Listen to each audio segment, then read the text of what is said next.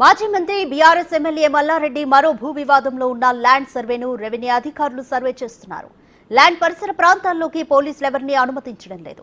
Survey అనంతరం ఎవరి భూమి అని కొలిక్కొచ్చే అవకాశం కనిపిస్తోంది. కాగా ల్యాండ్ కు సంబంధించిన డాక్యుమెంట్స్ తో మల్లారెడ్డి కోంపల్లికి చేరుకున్నారు. 11 ఏళ్ల క్రితం కొనుగోలు చేసిన భూమిని కబ్జా చేసేందుకు చూస్తున్నారని ఆరోపించారు. పోలీసులు సర్వే చేయించి మంచి పని చేస్తున్నారని మల్లారెడ్డి ఇదే విషయంలో రేపు సీఎం రేవంత్ రెడ్డిని కలిసేందుకు అపాయింట్మెంట్ తీసుకున్నారు.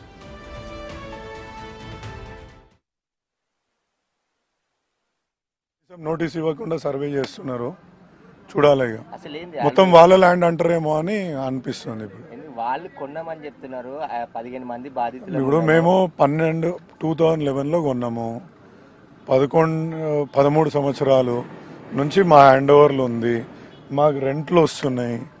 మేము ప్రాపర్టీ ట్యాక్స్ కడుతున్నాం, కరెంటు బిల్లులు కడుతున్నాం, కాంపౌండ్ వాళ్ళు ఉంది. వాళ్ళు ఏ రోజు కూడా వచ్చి లేరు.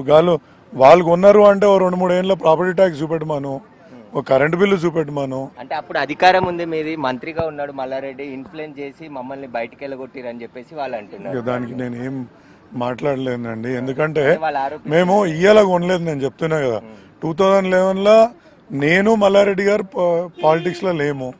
11 ఉండే, 12 ఉండే, 13 ఉండే, 14 ఉండే, మళ్ళీ 15-16లో కూడా ఆయన అపోజిషన్ ఎంపీ ఇదే ఉండే. అట్లా మరి ఎట్లా ఎందుకు వివాదం ఇన్ని రోజుల తర్వాత? ఇక వాళ్ళకు అధికారం పక్షం కదా, వాళ్ళు ఇష్టమైనట్టు చేస్తారు. ఇంకేముంది. నిన్న పోలీస్ స్టేషన్కి వెళ్ళారు కదా, ఏం జరిగింది అసలు? మరి మీ డాక్యుమెంట్స్ వాళ్ళ డాక్యుమెంట్స్ లీగల్కి వస్తే ఏది ఉన్నా కానీ పద్ధతిగా చేస్తే మేము కూడా దానికి సహకరిస్తామని చెప్తున్నాం. వాళ్ళు కోర్టు ఆర్డర్ ఉంది దానికి సంబంధించి. ఆ కోర్టు ఆర్డర్ని మీకు చూపెట్టమనండి.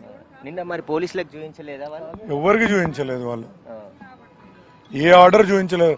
కోర్టు ఆర్డర్ ఉంటే రాత్రి 12 గంటలకు వచ్చే అవకాశం ఏముంటుంది? సీసీ ఫుటేజ్ని ఎందుకు పలగొట్టాల్సిన అవసరం ఉంటుంది? అట్లా వచ్చి ధ్వంసం చేయాల్సిన అవసరం ఉంటుంది?